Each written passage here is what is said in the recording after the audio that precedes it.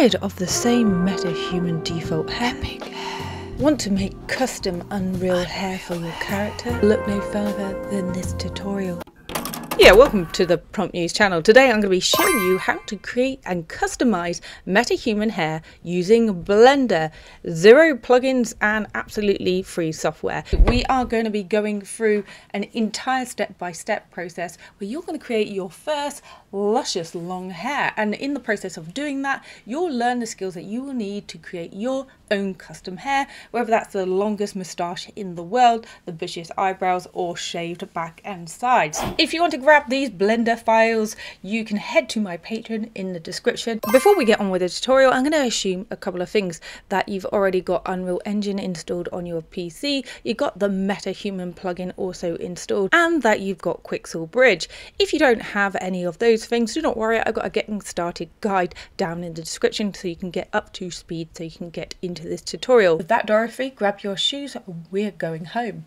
If you don't already have a Metahuman you're going to do this hair for, you can create one in the Metahuman Creator. If you don't know, Metahuman Creator is a browser-based app where you can create custom Metahuman, albeit quite limited. You can quickly put together a Metahuman character. If you go to My Metahuman on the top left, that will automatically save your Metahuman, and we're going to be bringing that down in Quixel Bridge in one moment. We're now going to jump into the Epic Games launcher and then go up to the top tab Marketplace and search for Metahuman and find Metahuman lighting. This is a free lighting rig that we can use just to speed things up. So click on download and then click on create project and then go up to launch and then find that project and open that project. From there, we're now going to bring our Metahuman down from where we've created it in the Metahuman Creator. So if you go to Windows, then to Quixel Bridge, and just ensure that you're logged into the Quixel Bridge app because this connects to your Metahuman Creator. Once you're logged in, on the left hand side go to My Metahumans and you should see your Metahuman there, and then click on your Metahumans card and then down here click on download. Once it's downloaded, just click add, and that's going to add it to the content drawer within your project that you have open.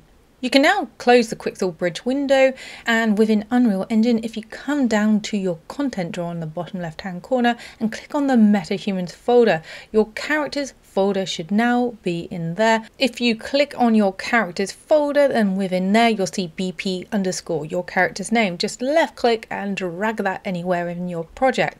Now to get your character to the dead center, just click on this button here and this will zero out all your transformations. The reason why I left my character's hair on was to actually just demonstrate how to delete it in case you've got a character already with hair.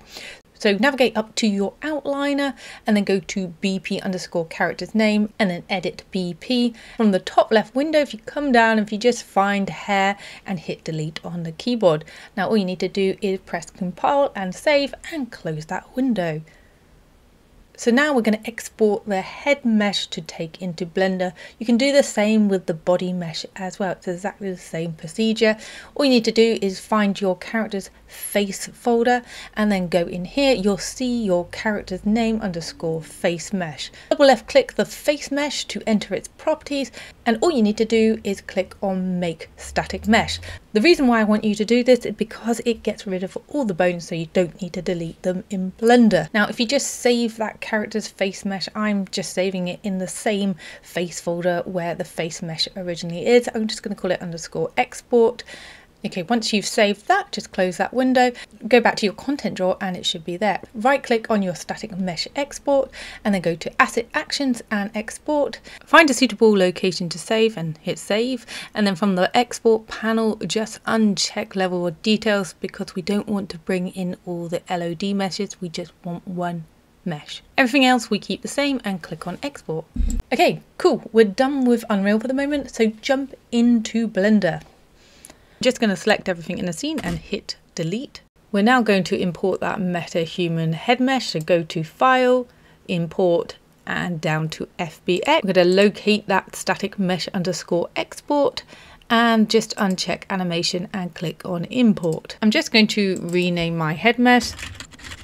Click on it and Control C and Control V to make a copy, and I'm just going to call that Scalp. We now want to separate the scalp from the face because we're going to be emitting the hair just from the scalp. With our character's head selected, we're going to hit 3 on the number keypad. This will put you in the side view viewport, and then go to object mode, edit mode, and then from the tweak tool, select lasso, and we're going to make sure X symmetry is switched on as well as X-ray toggle mode is switched on here. And we are going to be selecting the scalp here. To make it slightly easier, you might want to hit A on the keyboard, which will select your entire head, and press Alt-J on the keyboard, which will remove the vertices. That will make the selection a little bit easier for you. When you're selecting this area, do not worry, it does not have to be a perfectly selected area, just the area where you want the hair to be emitted from. If you hit Control and plus or minus on the keypad, you can increase or decrease the selection area. Just ensure scalp is selected and hit P on the keyboard. From the pop-up menu, select selection, and you'll see it has now created a separate scalp. So if you switch off these models, you'll see it's now separated into its own mesh. We can click on the original scalp here and just hit delete. We don't need that anymore because we've got the separated mesh here, and we're just going to just take the 0001 off there. You probably want to keep the original head mesh because you can use it as a guide, particularly for longer hairstyles, so you can drape it over the shoulders or down the back. If you select the scalp and go to the material properties down here, you'll see that we've brought in the Unreal materials. We can simply hit this minus button to delete those. We're going to add our new material here by clicking the new button, and I'm just going to pick a yellow. I'm then going to go to the viewport shading and switch there so we can see where our hairline is defined. With your scalp selected, go to object mode, edit mode, press A on the keyboard to select all the mesh, and then press U on the keyboard and select unwrap. So I'm going to click on scalp and press Shift and A, and from the pop-up menu select curves and then empty hair. Now you can see if you expand your scalp, you have this curves modifier. If you go to object mode, you'll see now you've got sculpt mode. This is where all your hair tools will be contained. Click on the add hair tool, and then up here, just ensure projected is selected.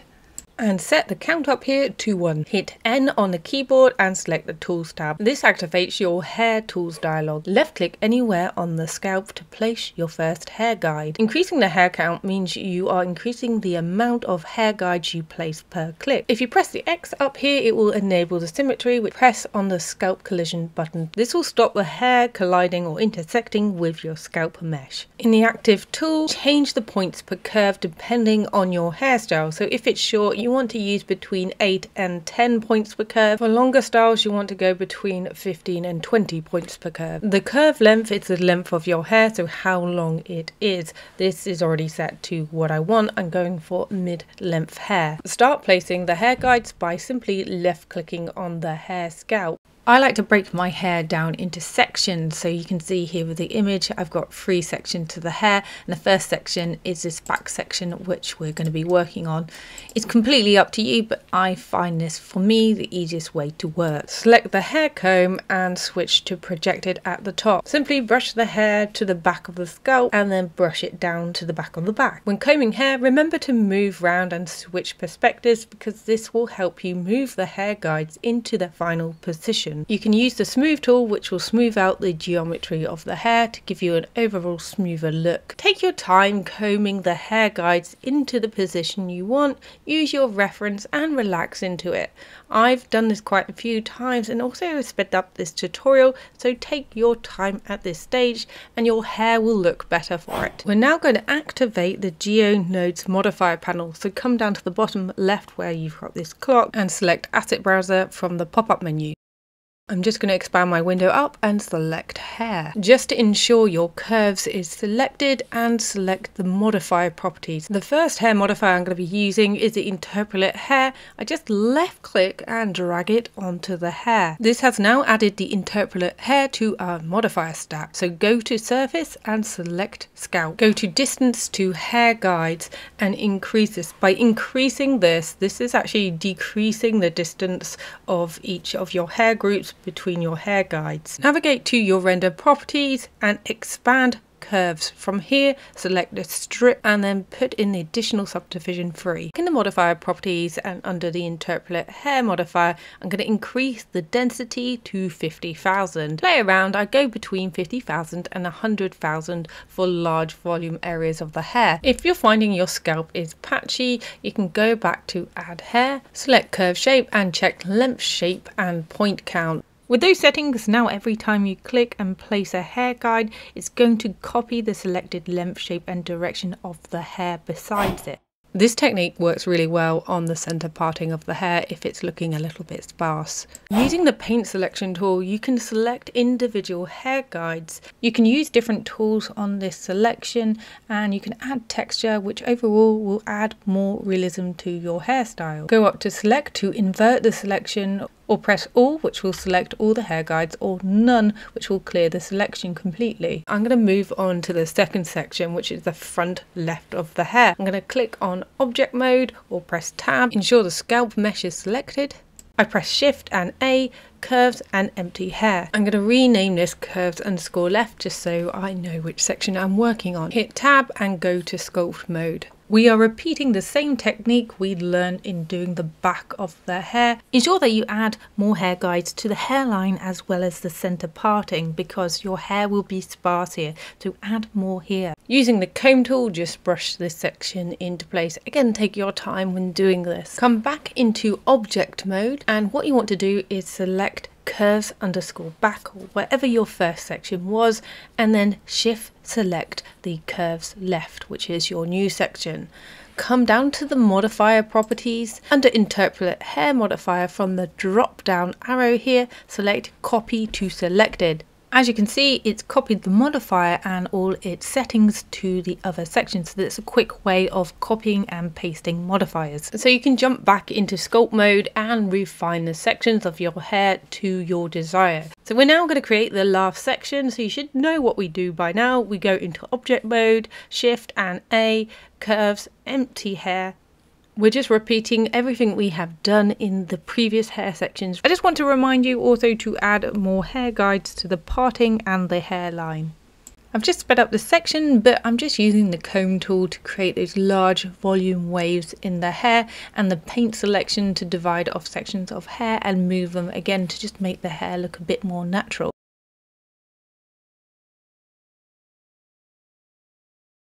Next, we're going to be adding some more hair modifiers to make the hair look more realistic. So we're going to be using the clump hair curves. So select that and drag that onto your hair guides. Under the clump hair modifiers, uncheck existing hair guide maps and then go to the guide distance. Increasing this value, you can see the hair clumps into sections ending at the tip. I'm just going to copy this modifier onto the other curve sections. If you want curly hair, simply add the curl hair curves onto your hair modifier stack here. So the hair guide distance, I'm going to set at 3.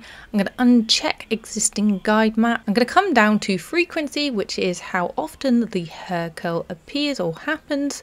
And then I'm going to come to radius, which is the size of the curls. Increasing this value will give you larger curls. If you don't want the curls starting from the root, you can go to curl start and increase this value, which will make the hair curls start further down.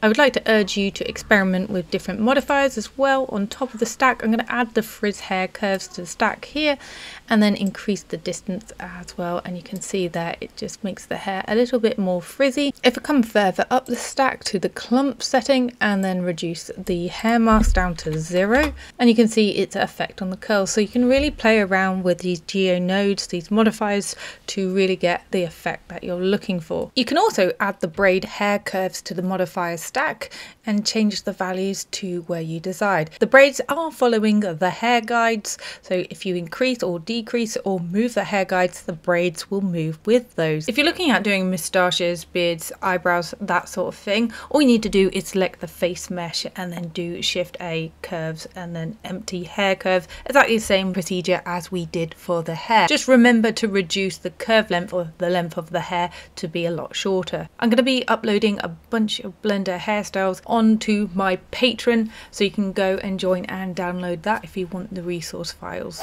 It's a good time to now save your project, as we're going to be collapsing some of these modifiers. Select a curve section of your hair. Mine's going to be curves right. Go to the modifier panel. From the drop down, select apply. Repeat this on every single modifier in the stack, and then move on to the next curve section and apply those modifiers. Make sure that you have collapsed all these and applied before moving to the next stage. Shift select all your curve sections, go up to objects here, convert and particle system. Go up to under your scalp mesh and select modifiers, and then click on your particle properties. You can see here you should have your free hair sections up at the top, and come down and expand viewport display and render. I'm going to uncheck show emitter in both of these, and under steps and strand steps we're going to increase that to 7. Scroll up to the top of this panel and then click your next section. We're just going to repeat the same steps here. We're going to increase the steps and then increase the strand steps. In a nutshell, what you have done here is interpolated the hair. So you've increased the amount of steps on the hair, so it's not segmented, it's nice and smooth when you bring it into Unreal. The emitter is your scalp, so essentially you're just turning it off, which means you're not bringing it into Unreal. Okay, let's export this. So these next settings have to be exact, otherwise you're going to get an import error. So make sure that you click on the scalp mesh. Yes, that's the scalp top bit here. Go to File, then Export, and then Alembic. Give your hair groom a nice name, and then on the right hand side, this is vital you get this right, go to Scale and set this to 100. Under End, set this to 1. Select objects and visible objects and use settings viewport. Uncheck everything under object options. Export as Alembic. Jump back into Unreal Engine, and from your content drawer go to your Metahumans, find your characters folder, go to female hair, then hair, and this is where we're going to import your hair groom into. Right click into any empty space in the content drawer and go up to Import to at the top. Select your Alembic file that you exported from Blender. The extension will be .abc. If successful, you'll get the groom import options. If for any reason your hair imports on the wrong mirrored axis or on the wrong rotation, you can change the conversion units here. Click on import and your hair groom will be imported into your content drawer, not into the scene. So just click on your hair groom and drag it out onto the scene. Click on this icon next to transform and this will zero out your hair groom, which means it will position it into the center of your scene. In your content browser, double left click onto your hair groom that you've just imported to enter its options. If for any reason your dialog is not displaying the same tabs as mine, just go up to Windows and check those on. The first tab we're going to visit is the Interpolation tab, so click on that and then go to the top one, which is the Curve Dissemination. Now I'm going to bring this down between 0.2 and 0.3, and again this will help with the interpolation of the hair curve, aka just making it smoother. Do not worry about the hair looking fine or thin because we're going to adjust that now, so go up to the Strands tab. And under hair root scale, increase that to 2. If for any reason your roots still look a little bit sparse, go back to your interpolation, your curve dissemination, and bump that up to 0.3. Lastly, under the hair strands tab, go to hair tip scale and reduce that down to 0.001. Go to the physics tab and we're going to enable physics simulation. This will enable environmental physics to your hair as well as your character's movements, which makes it quite fun. When your character moves, the hair moves naturally. Now if you find that the hair is being pulled down a little bit too much with the gravity, under gravity vector in the last column, just make this -400, -500, whatever suits your hairstyle. Have a play around. You can see the effects in the preview window here. We're now going to add our hair color, so go to the Materials tab and press the plus icon on the material slots, and then from the drop down window type in mi_hair, and you'll see from the drop down list you've got this material instance. This is the material instances that you imported from the original Metahuman. We're going to be using this hair material as our template, so we don't actually have to build from scratch. We can just adjust this hair template to be exactly what we want. If you click on the magnifying symbol in the middle here, it will take you in the content drawer to where that material is living. Double click the mi_hair to get into its properties. Adjusting the desat value will adjust the different hues in the hair color, so you can get a different hair color completely from just going up and down this value. Increasing the hair melanin value will increase the hair darkness. The more melanin, the darker the hair. Increasing the value in the hair redness will increase the warmth in the hair color. The hair roughness is the shininess, so increasing this actually makes it more matte, decreasing this makes it more shiny. So just be careful with this one because the hair can look quite plastic. Roughness variation will variate the shine throughout the hair, and then specular will give the glossy look. Increasing this will make the areas that are glossy larger, decreasing it will make the glossy areas smaller. If you scroll down this panel, you'll find hair dye. If you check that, you can use the color wheel and the levels here to adjust the color vibrancy. So if you're looking for a real extreme color, I suggest you use the hair dye setting. Once you're happy with the settings, just click the save icon and just close these windows. Next, we're going to be attaching the hair to the Metahuman. Currently, it is not attached, and in Unreal World, we call attaching binding. Right click on your Groom asset, and from the pop-up menu, select Create Binding. From here, under Groom Binding Type, select Skeletal Mesh, and then the target skeletal mesh, it's going to be your face mesh. Select this and click on Create. This window will automatically pop up. Just click on Save and close the window. You'll see here your bind asset has been created in your content drawer. Now navigate up to your outliner and your BP_character, or whatever your character's name is. Click on Edit BP. Within the blueprint screen on the left hand side, click the Add button. Within the search panel here, just type in Groom. And from the drop down list it presents, click on Groom. You can rename this Groom asset to whatever you want. I'm just going to call mine New Hair, and I'm going to drag it down underneath my face hierarchy. On the right hand side of the screen, under Groom and Groom Asset, go to the drop down window, select the imported Groom asset. Next, from the binding asset drop down window, you want to select your binding asset that we just created. Click on Compile on the top left and then click Save, and then close this window. If you move your character around, you will see that the hair is now attached to your Metahuman, and you have physics, which means the hair will move around with the character and in its environment.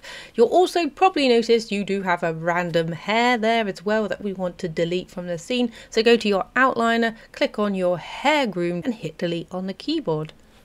I have avoided using the node graph editor because I want you to get into using the modifiers. Then you can get into the semantics of learning the node-based graph editor and creating your own node-based modifiers. So we can do that in another video, but I just wanted to make you feel comfortable with the entire process, because there is nothing worse than getting frustrated with complicated procedures.